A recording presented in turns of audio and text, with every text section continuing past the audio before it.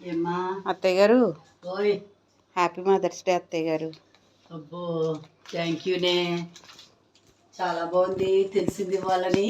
బాగుందా? నచ్చింది కదా మీకు? థ్యాంక్ యూ అత్తయ్య గారు, మీరు నాకు తల్లి లాంటి వాళ్ళే కదా. అవునమ్మా, అందుకే తల్లి ఎప్పుడు ఇలాగే ఉండాలి, అర్థమైందా? ఓకే అత్తయ్య గారు, ఇప్పుడు కూడా చక్కగా ఇలాగే ఉండాలి ఎంతకాలం ఉన్నాను.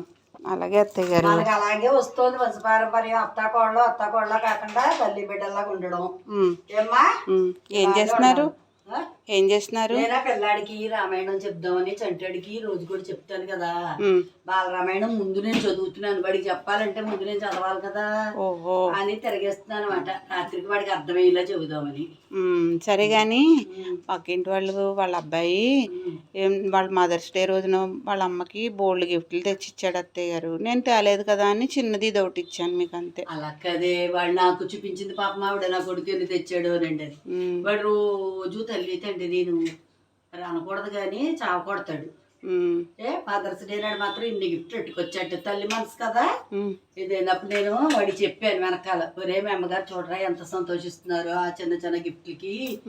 అమ్మా మీ అమ్మ నేను కన్నప్పుడు ఏడ్చింది, అంతేగాని నిన్ను ఎందుకు కన్నానా అని ఏడ్చిలో మాత్రం చెయ్యకురా అమ్మా, మారమ్మ నా కొడుకు లాంటి వాడివే నువ్వునని చెప్పాను.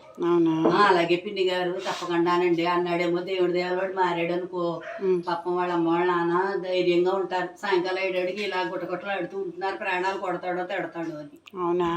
మదర్స్ డే నాడు ఒక రోజు ఇచ్చేస్తే సరిపోదు. అయితే నేనే బెస్ట్ అత్తయ్య గారు. నువ్వే బెస్ట్, నువ్వు ఎప్పుడు బెస్ట్ కోడలేనే.